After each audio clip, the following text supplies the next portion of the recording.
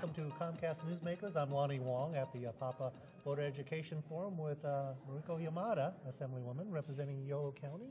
And Solano. And Solano County. Well, why would you want to be an Assemblywoman at this time when people are sort of pummeling the legislature? Mm-hmm. Well, you know, I think everyone that comes to public service, whether it's elected, appointed, or in any other capacity, really joins because they believe they can make a difference.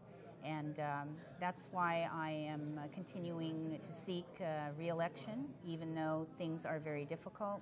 I think we need good people to step up and just say we're going to try our very hardest to make things better. Well, you've come at it from a different angle. You started out in social service, working with the community and the people that need services from the state, and now you're at the state level. A different perspective for you in terms of what the constituents need? Yes, well, you know, I am a social worker by background, and our profession is really rooted from over 100 years ago to making a commitment to the poorest and most vulnerable people in society. So we certainly have a lot of those folks in our midst right now, more than we ever have in a long time.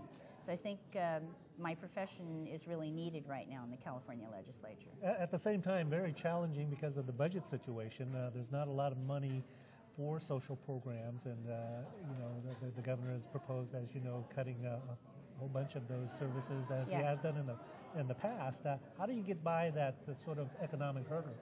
Well, you know, it's very clear that in our current two-thirds majority threshold to pass the budget and to raise revenue, the poorest and most disenfranchised members of our society are often overlooked.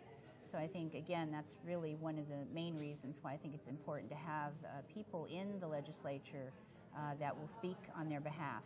But you know, Lonnie, I think there is sufficient money. We are just not prioritizing it in the right places. For example, we spend more money to incarcerate than to educate. I think this is the wrong direction for our youth and the wrong direction for California. People who criticize legislators saying, oh, you're not passing a budget, do you think they don't realize that you actually have a constituency that voted you in the office to do certain things, and that those are the people that you're looking out for? Well, I think clearly the people that we represent at the district level, they are our voters, our constituents, the people that sent us there to represent them. But we also have an obligation to look at all of California, as well as California in the context of the nation and the world. You know, our state is unlike any other state in the Union. We are now probably, we've slipped, I think we're probably 8th largest economy in the world. But we have such a diversity of people and problems, as well as resources that can be used to the benefit of the world. And I think we need to just get back on track, stay positive, and we will get through this difficult time.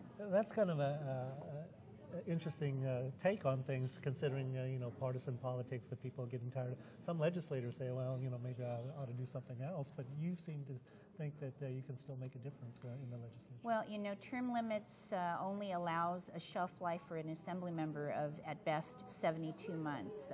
And I've been in public service almost 40 years. So I think I can hang in there for if the voters will give me that opportunity. We don't have that long to serve, so the time that we're there, I think we should make the best of, and we have to make sure that we bring people along behind us, you know.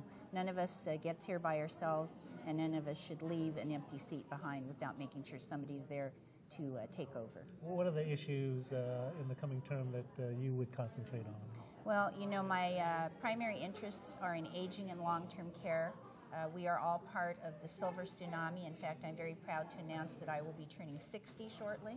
So I think we need to address all of those issues for aging and long-term.